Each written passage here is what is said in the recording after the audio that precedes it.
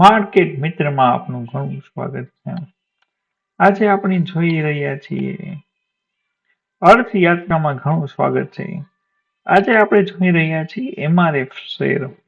તો એમઆરએફ ની અંદર શું પોસિબલ છે કે આ બ્રેકઆઉટ પછી બ્રેકડાઉન આવે તો માર્કેટ સારું એવું કરેક્શન જોવા મળે આપણને અહીંથી ડાઉન સાઈડની અંદર. એની શું ટ્રેડ હશે, શું સ્ટ્રેટેજીસ હશે અને એમઆરએફ ની અંદર how to become a capture the big move. તો express of the all things let's discuss the MRF. તો એમઆરએફ ની અંદર આપણે ડે ટાઈમ ફ્રેમમાં અત્યારે જોઈ રહ્યા છીએ કે એક સારો એવો ડાઉન ટ્રેન્ડ કન્ટિન્યુએશન ચાલી રહી છે માર્કેટની અંદર. તો એમઆરએફ પોતાના ઓલ ટાઈમ હાઈથી થોડુંક નીચે છે ત્યાંથી એક પેટર્ન બનાવી બધાને ટ્રેપ કરી અને માર્કેટ ફર્ધર ડાઉન સાઈડની અંદર આવી ગયું છે. ત્યાંથી એક નાનું એવું રિટ્રેસમેન્ટ લઈ શું આ રિટ્રેસમેન્ટ સાથે માર્કેટ ડાઉન ટ્રેન્ડ કન્ટિન્યુએશન કરશે કે નહીં કરે. જે આવનારો 2025 છે એના જાન્યુઆરી એન્ડ સુધીમાં શું આ જે ડાઉન ટ્રેન્ડ કન્ટિન્યુએશન કરી અને માર્કેટ 1,17,000 18,000 આજુબાજુ આવી જશે એમઆરએફ. શું છે આ એમઆરએફ ની સ્ટોરી, લેટ્સ ડિસ્કસ. તો સૌથી પહેલા વાત કરીએ એમઆરએફ ની. તો એમઆરએફ અહીંયા થોડોક ટાઈમ આપણને જો વાત કરવામાં આવે તો કન્સોલિડેશન ઝોન જોવા મળ્યું હતું અહીંથી અને આ કન્સોલિડેશનના ઝોન પછી એના બ્રેકઆઉટમાં આપણને સારો એવો મુવમેન્ટ જોવા મળ્યો જે કન્ટિન્યુએશન ઝોનની અંદર ઘણો બધો હતો જેની કેલ્ક્યુલેશન કરવામાં આવે તો 40%નો આ મૂવ હતો. આ મૂવ પછી માર્કેટ શું ડાઉન ટ્રેન્ડમાં છે અથવા ફર્ધર સપોર્ટ માટે માર્કેટ અહીં ફર્ધર સપોર્ટ લઈને ફરીથી અપસાઇડ મૂવ દેખાડશે.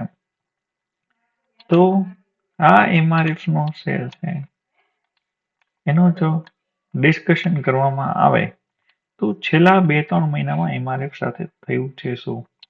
તો એમઆરએફ છે એક ડાઉન ટ્રેન્ડ બતાડો જે છેલ્લો હાઈ હતો એને બ્રેક કરી એને કહેવાય બ્રેક ઓફ સ્ટ્રક્ચર અને ચેન્જ ઓફ કેરેક્ટર થયું. તો એમઆરએફ ડાઉન સાઈડની અંદર ગયો. Then after break of structure પછી રિટ્રેસમેન્ટ સાથે ટ્રેન્ડ કન્ટિન્યુએશન જોવા મળ્યો. તો પાછું જે એમઆરએફ છે એ અપસાઇડની અંદર અહીંયા એક બ્રેક ઓફ સ્ટ્રક્ચર કર્યું, ફર્ધર અપસાઇડ મૂવ આપ્યું, ત્યાં રિટ્રેસમેન્ટ અથવા રેઝિસ્ટન્સ લીધું, ફરી એકવાર રેઝિસ્ટન્સ સાથે પેટર્ન બનાવી અને ફર્ધર ડાઉન સાઇડ કન્ટિન્યુએશન કર્યું. તો આ જે કન્ટિન્યુએશન સાથે શું એમઆરએફ છે એ ફર્ધર વળી પાછા ડાઉન સાઇડ કન્ટિન્યુએશન કરશે કે નહીં કરે. તો આ જે ઝોનમાં અત્યારે એમઆરએફ છે એને પેલા ડિસ્કસ કરી લઈએ કે શું રિટ્રેસમેન્ટ ઝોનમાં છે એમઆરએફ. તો જો વાત કરવામાં આવે તો અહીં 0.7 લેવલ પાસે આપણને એક રિટ્રેસમેન્ટ જોવા મળ્યું જે આ લેવલ્સ છે. તો આપણે એમઆરએફ ની અંદર કયા પોઝિશન સાથે રિટ્રેસમેન્ટ જોવા મળ્યું, એક અપ સાઇડ નાનો એવો સ્વિંગ એન્ડ શું આ માર્કેટ કન્ટિન્યુએશન કરશે.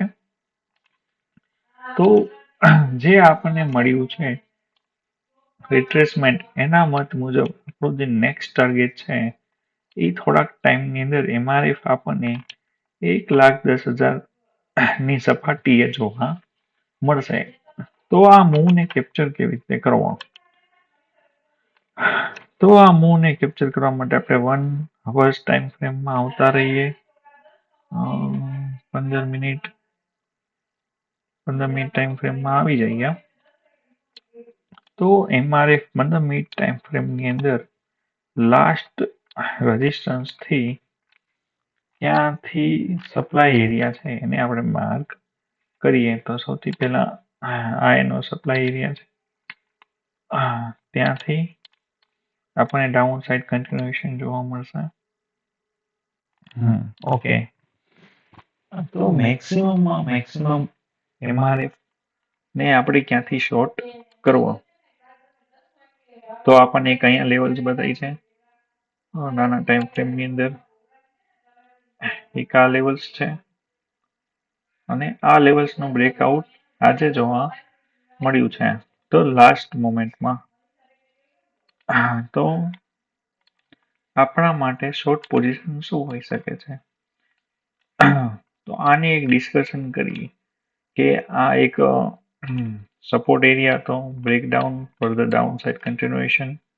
તો આ એક સપોર્ટ છે અને મેઇન આ એક સપ્લાય એરિયા જોવા મળે છે. તે છે 1,31,000 પાસે. જો માર્કેટ આપણને આ જે સપ્લાય એરિયા છે ત્યાંથી આપણને આ પ્રકારની હેવી રેડ કેન્ડલ અથવા ઇન્વર્ટેડ હેમર કેન્ડલ બતાવી અને જો એનો લો બ્રેક થાય તો ત્યાં આપણે એન્ટ્રી કરશો. તો મે બી આ જે આપણને પેટર્ન જોવા મળી છે કે પેલા સેલર્સે ટ્રાય કરી, વળી પાછો સેલર્સનો એસએલ ગયો અને વળી પાછા સેલર્સે ટ્રાય પ્રયત્ન કર્યો આ સપ્લાય એરિયામાં. મતલબ આ સપ્લાય એરિયા પાસે સપ્લાય સ્ટ્રોંગ નથી. તો નેક્સ્ટ સપ્લાય એરિયા છે, જે સપ્લાય એરિયા છે એ 1,32,000 પાસે.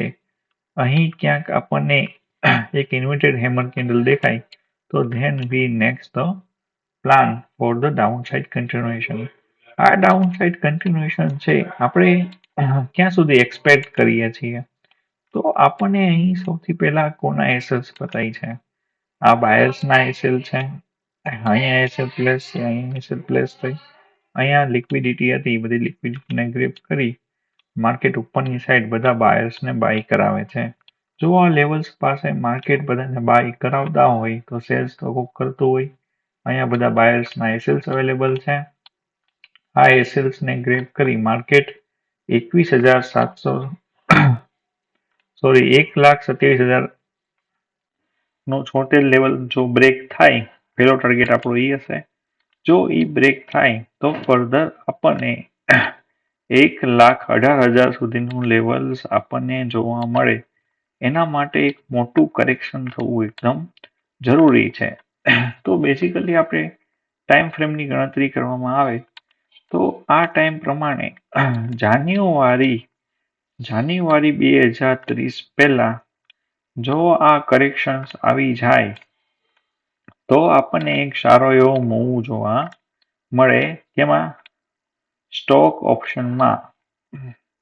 તો આના સ્ટોક ઓપ્શનમાં જોવાનું રહ્યું કે શું આનું બ્રેકડાઉન આવે છે કે ઉપરની સાઈડ ટ્રેન્ડ કન્ટિન્યુએશન કરે છે. તો આ છે એમઆરએફની એક સ્ટોક સ્ટોરી. જો તમને વિડીયો લાગ્યો હોય તો લાઈક કરજો, શેર કરજો, સબસ્ક્રાઈબ કરજો. Thank you very much.